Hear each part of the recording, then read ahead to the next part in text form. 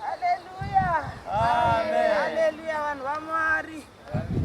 Tichakumbira kuti muranda waMwari handina wangu afure nekumba uko achingodya. Haleluya. Amen. Tichakumbirawo baba mombe unhatu vasumuke.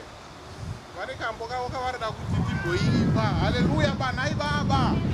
Tipe simba kufamba na Jesu. Tipe simba kufamba na Yesu.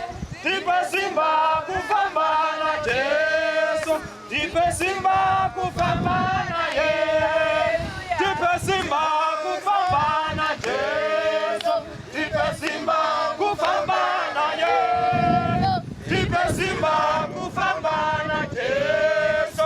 Tipe simba kufamba na Yesu. Vanorwara simba kufamba na Jesu. Tipe simba kufamba na Yesu. Tipe simba kufamba na Jesu. Tipe simba kufamba na Yesu. Haleluya. Amen. Haleluya. Amen. Tichakumbira munhu wese asumuke. Nekuti kozvinezvi tava kupa nguva kumuvhangeri wedu. Handina vangu, baba handina vangu kuti vachisumuka mururuko.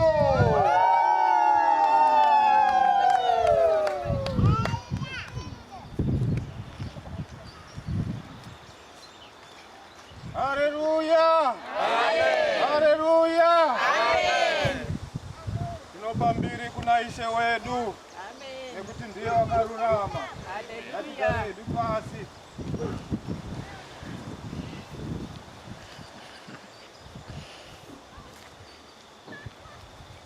Mwari wangu wakanaka, ivai nesu nguva dzino Mwari, taakutaura shoko renyu Jehovha. Batai nzeve dzedu Mwari, batai mwoyo yedu Mwari, tikwanise kutambira iro shoko ramuri kutitumira muzuva ranhasi. Tinotenda Ishe wedu wakarurama. Amen.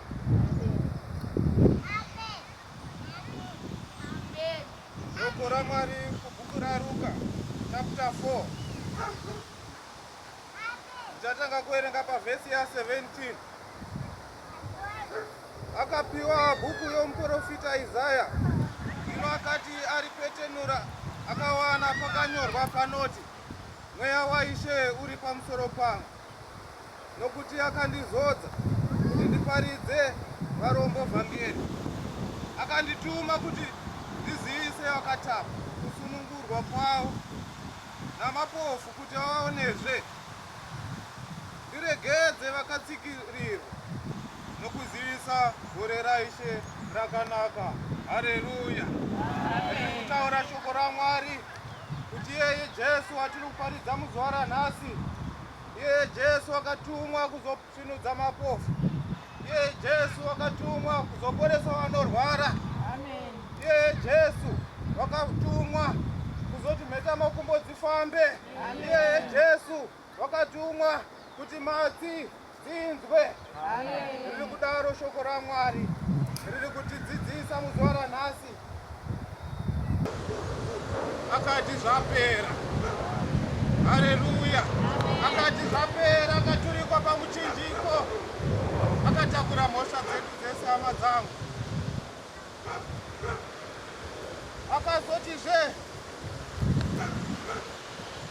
yasvika nguva yekuti timunamate Mwari uyu mumweya nemuzokwadi. Yasvika nguva yekuti timunamate Mwari uyu mumweya nemuzokwadi, kwete munyama, hama dzangu. Ngatisiye mabasa edu enyama, ngatisiye mabasa edu enyama, ngatisiye mabasa edu enyama, timuteere Mwari uyu. Haleluya. Haleluya, hama dzangu. Ngatifarei hama dzangu, ngatifarei. Vanoitika chiitiko ichi, vanoitika chiitiko ichi. Shoko raMwari rinotaura kuti ngirozi dzaMwari dzakafara. Haleluya. Amen.